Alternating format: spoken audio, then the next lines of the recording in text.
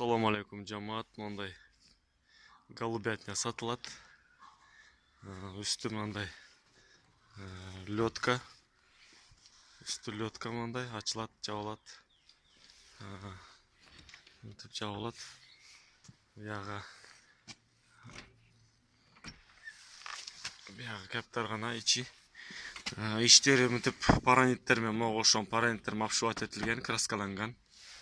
Үч тарабы тең паранит менен ушинтип кагылып чыккан. Жууган, тазалаган үчүн очень удобно. Түгүндө деле мындай паранит бар, мындай. Түгүндө жыгач, бияктарына бүт сплошной жыгач менен доскалар мапшыбат этилген. Муларда пока паралайт атам, мерде мындай полкасы бар.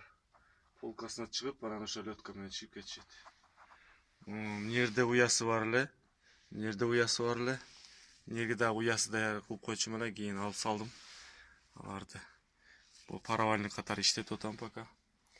Паравальник катары иштетип аткан үчүн керек эмес болуп. Мына жерде бир полка бар. Ушул жакта. Зимний утепленный. Ысык мынакей. Эшиги жабылат.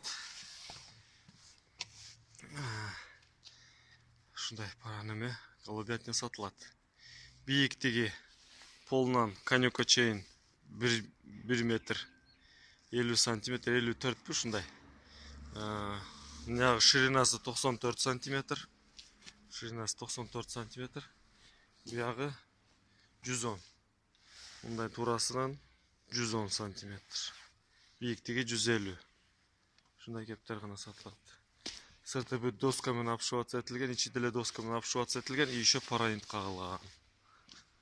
Краскалап коюш керек, 2-3 жылдан бери краскасы кичине эскирип калды.